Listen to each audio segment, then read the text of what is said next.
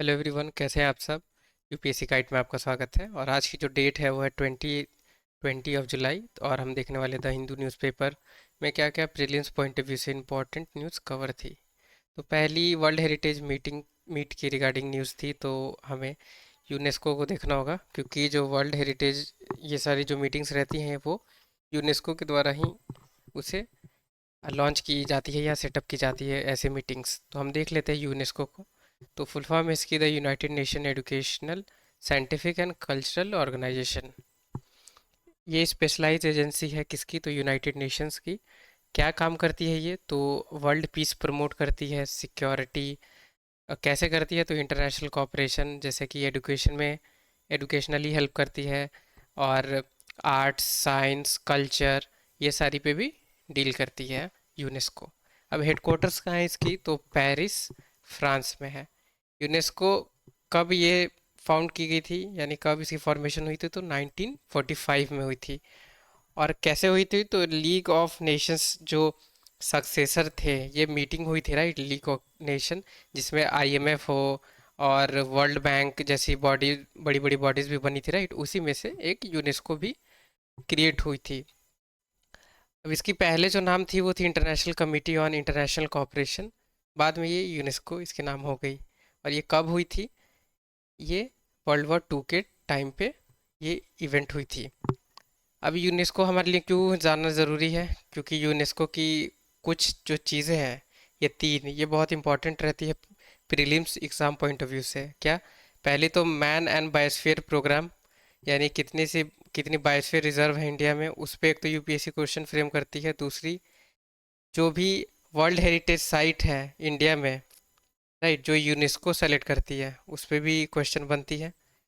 और तीसरी, ये इंटेंजिबल कल्चर हेरिटेज लिस्ट जो है यूनेस्को जो रिलीज करती है, इस पे भी यूपीएससी क्वेश्चन पूछती है। और इस साल 2024 में इसी वाले लिस्ट पे यूपीएससी ने क्वेश्चन पूछा हुआ था। वैसे इंटेंजिबल कल्चर हेरिटेज लिस्ट में क्या क्या है, तो यहाँ कुछ मैंने किया हुआ है मेंशन, पर और भी हैं, जैसे योगा है, कुंभ मेला है, दुर्गा पूजा है और गरबा। तो यूपीएससी ने क्या क्वेश्चन फ्रेम किया था कि रिसेंटली कौन सी फॉलोइंग में से recently intangible culture heritage list में ऐड की गई है, तो आंसर इसकी गरबा थी। ठीक है, क्योंकि यही गरबा 2023 में सबसे रिसेंटली ऐड की गई है।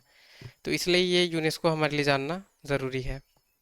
अब ये गवर्नर की इम्यूनिटी पे कुछ क्वेश्चन थी, तो हम गवर्नर को देख लेते हैं, कुछ कुछ डिटेल्स जो एग्ज़ाम में पूछी जा सकती है। वैसे पॉलिटी में तो आप इसे डिटेल से पढ़ेंगे राइट, पर कुछ कुछ जो बेसिक चीज़ है वो मैं आपको यहाँ बता दे रहा हूँ। गवर्नर क्या होते हैं, तो chief executive head of state होते हैं, सेम एज जैसे chief executive head of nation जो प्रेसिडेंट होते हैं, वैसे ही। अब governor act as agent of central government. ठीक है, तो सेंट्रल गवर्नमेंट के एजेंट भी के तौर पे भी गवर्नर काम करते हैं, तो इनकी ड्यूल ऑफिस रहती है। एक तो ये एजेंट सेंट्रल गवर्नमेंट के लिए काम करते हैं राइट, एजेंट रहते हैं सेंट्रल गवर्नमेंट के लिए। दूसरी क्या है, ये स्टेट को भी देखते हैं, इसलिए इनकी ड्यूल ऑफिस है। तो यूपीएससी आपसे पूछ सकती है कि which of the following has a dual office. तो आपसे पूछ सकती है कि कौन सी पर्टिकुलर पोस्ट पे ड्यूल ऑफिस आपसे कंसर्न्ड है वो पोस्ट, तो governor, speaker, president, chief minister, ऐसे करके पूछ सकती है आपसे यूपीएससी।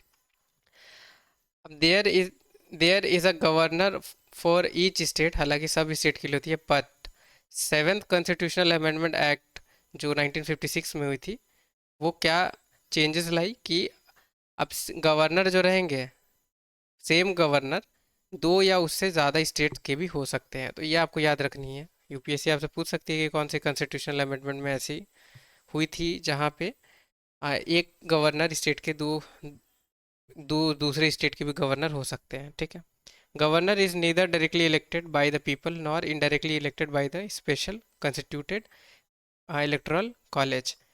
तो गवर्नर जो है ना ही तो डायरेक्टली इलेक्ट होते हैं जो सिटीजन ऑफ इंडिया है उनसे, ना ही वो जैसे स्पेशल कंस्टिट्यूटेड इलेक्टोरल कॉलेज होती है प्रेसिडेंट के लिए, वैसे गवर्नर के लिए नहीं होती है। ठीक है, अब ये अपॉइंट कैसे होते हैं, तो he is appointed by president bye warrant under his hand and seal. तो इसे अपॉइंट करते हैं कौन, प्रेसिडेंट। अब कैसे करते हैं, वो सील और हैंड सिग्नेचर से करते हैं right.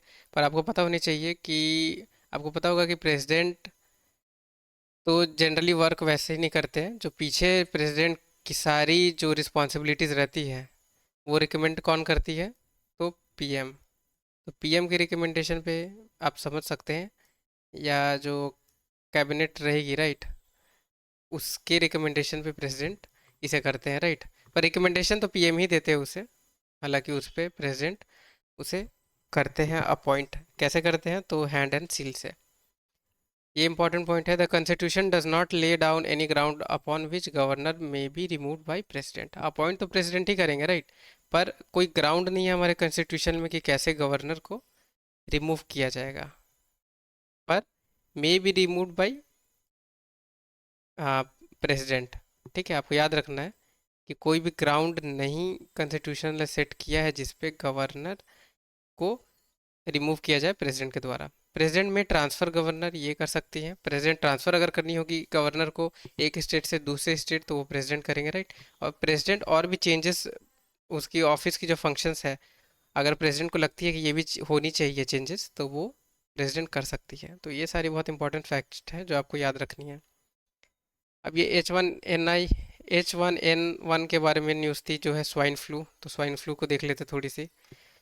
Swine influenza virus SIV और swine origin influenza virus SO1W is a strain of influenza family of virus that is endemic in pigs। तो स्वाइन फ्लू, राइट, वो पिग्स में ही रहती हैं। SIV also have many strains including influenza C and the subtype of influenza A known as H1N1, H1N2, H2N1, H3N3, H3N2। तो देख सकते हैं बहुत सारी इसकी सब टाइप है, राइट। पर आपको याद रखनी है कि दो टाइप की हैं, इन्फ्लुएंजा सी और इन्फ्लुएंजा ए। अब ये रिलेटेड किससे है? तो स्वाइन फ्लू से है। अब क्या क्या इश्यूज होती हैं?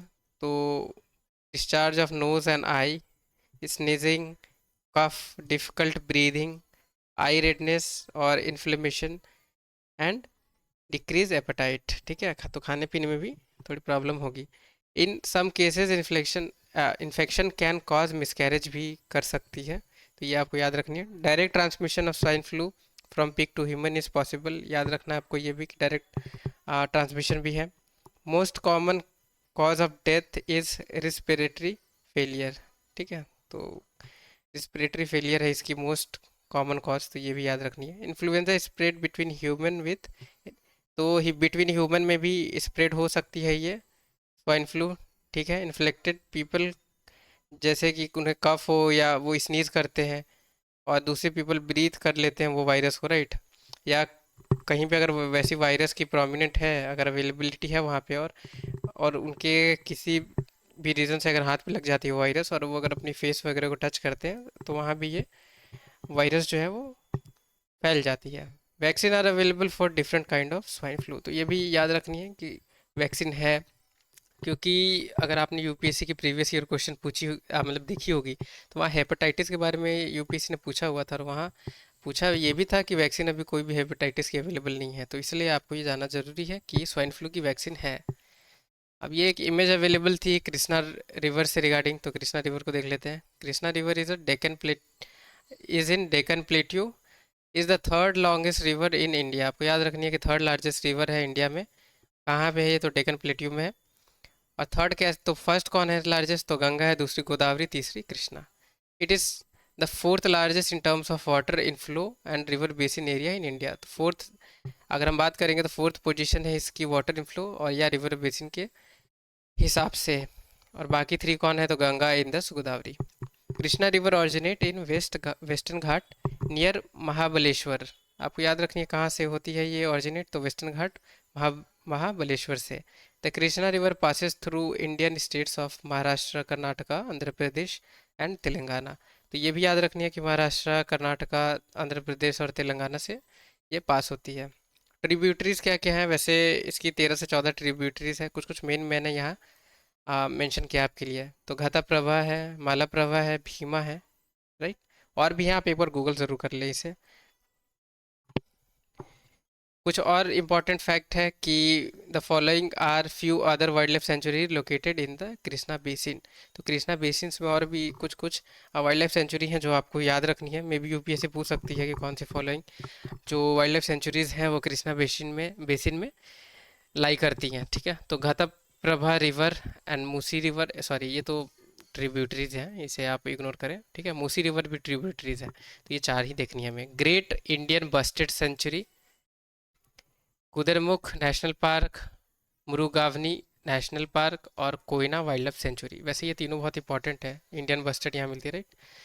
तो ये आप तीनों एक बार इसे ध्यान में रख लें, मैं थोड़ी इरेज कर दे रहा हूँ, ठीक है। तो आपको याद रखनी है, तो ये तुंगभद्रा रिवर और मूसी रिवर ये भी ट्रिब्यूटरीज है, ठीक है, कृष्णा रिवर की। और ये तीन आपको याद रखनी है क्योंकि ये इंपॉर्टेंट है, इसलिए मैंने इसे मेंशन किया है कि great Indian bustard sanctuary, Kudremukh national park, Murgavani Gavani national park और कोयना वाइल्ड लाइफ सेंचुरी भी कृष्णा रिवर की बेसिन के आसपास है। अब ये कुछ जंबोस के बारे में रिगार्डिंग है, एलिफेंट्स के रिगार्डिंग है न्यूज़, तो हम देख लेते हैं। सबसे पहले तो हमें पता होनी चाहिए कि तीन स्पीसीज अभी हमने रिकनाइज उसे करी हुई है, राइट। और रिकनाइज्ड है जो है African Bush elephant, African forest elephant और एशियन एलिफेंट, तो तीन है। अब एशियन बुश एलिफेंट और Asian elephant, sorry African Bush elephant और एशियन एलिफेंट आपको याद रखनी है कि ये इंडेंजर्ड है। और अफ्रीकन फॉरेस्ट, फॉरेस्ट वाली जो एलिफेंट रहती है अफ्रीका की, वो क्रिटिकली एंडेंजर्ड है। तो सिर्फ एक ही है क्रिटिकली एंडेंजर्ड, कौन है, तो अफ्रीकन फॉरेस्ट एलिफेंट। और अफ्रीकन बुश एलिफेंट और एशियन एलिफेंट ये इंडेंजर्ड है। अब एशियाटिक एलिफेंट के बारे में देख लेते हैं, क्योंकि एशियाटिक एलिफेंट ही है ये।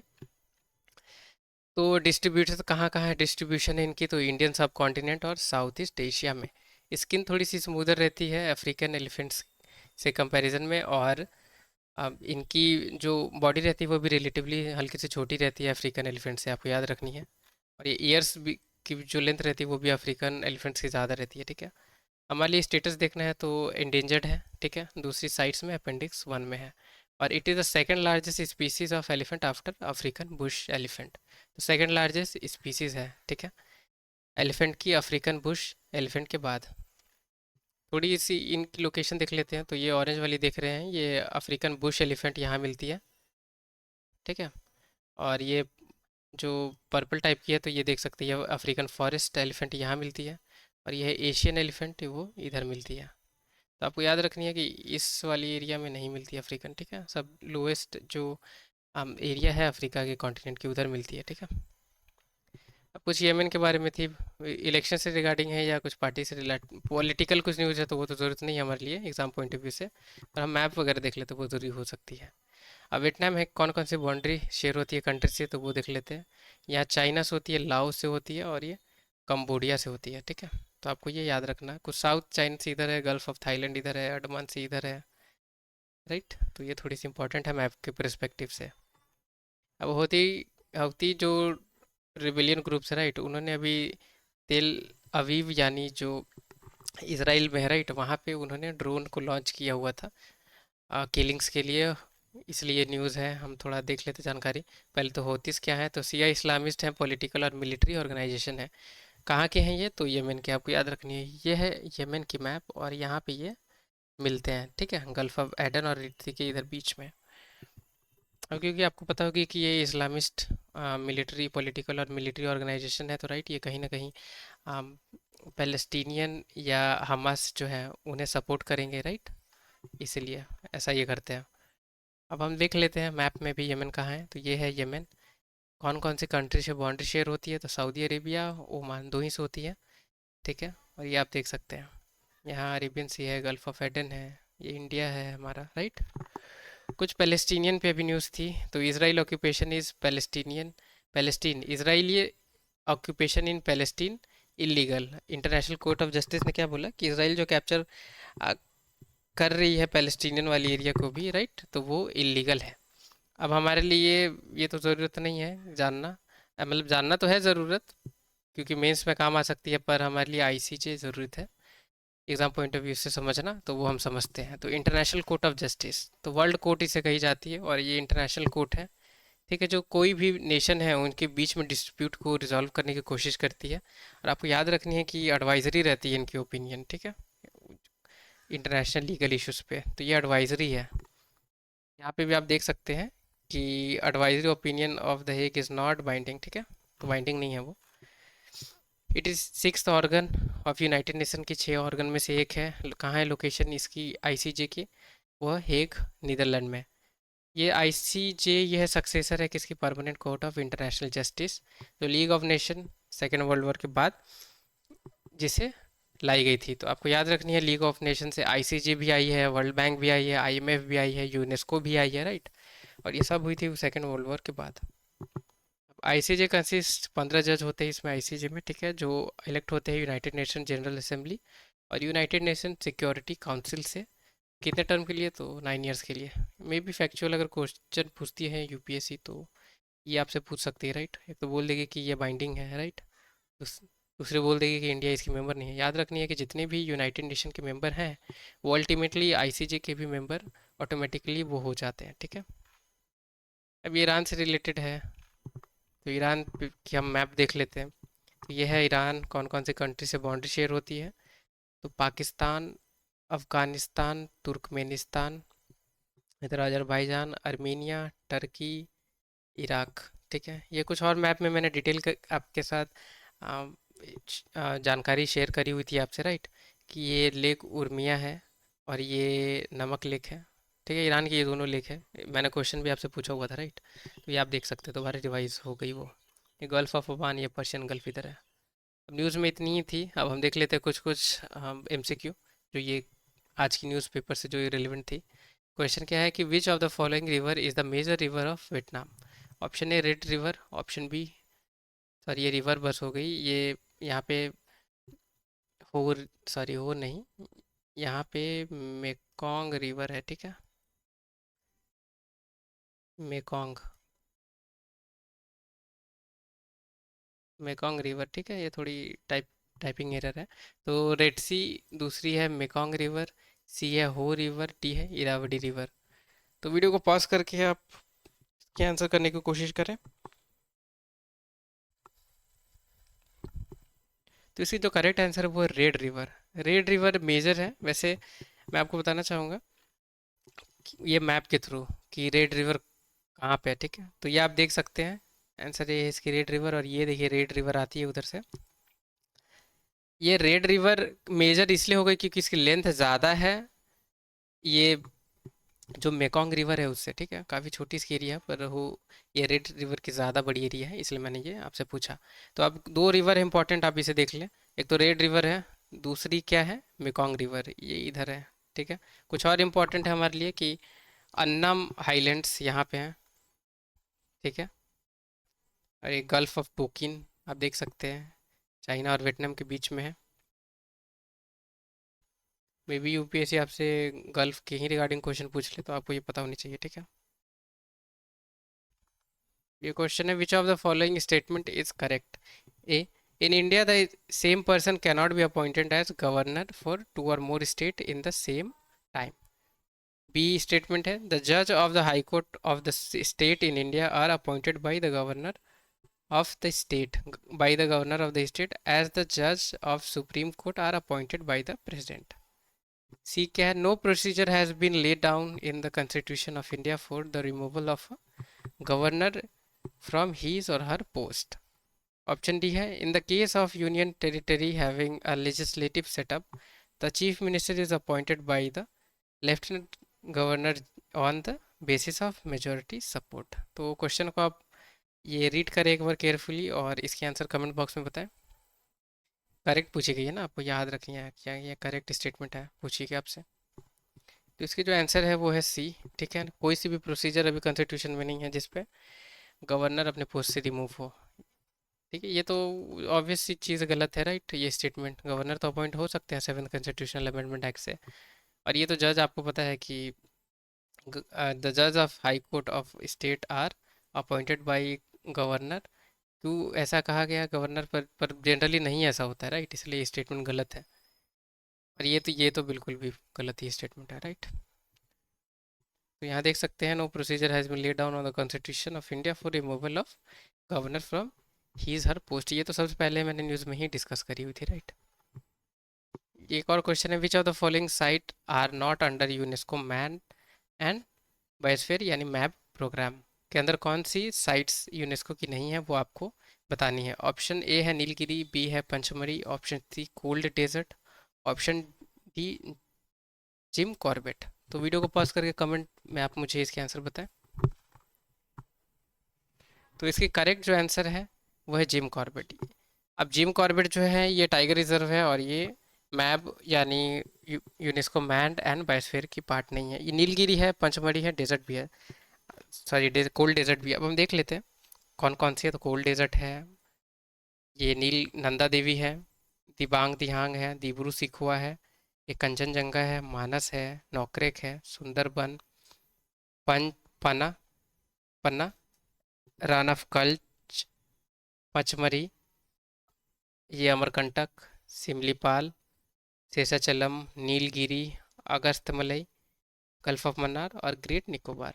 तो ये बायोस्फीयर रिजर्व इंडिया में है। ठीक है, thank you so much video को वॉच करने के लिए। पसंद आई होगी तो लाइक ज़रूर करें वीडियो को, और अभी तक अगर सब्सक्राइब नहीं किया है आपने तो आप चैनल को ज़रूर सब्सक्राइब करें। अगर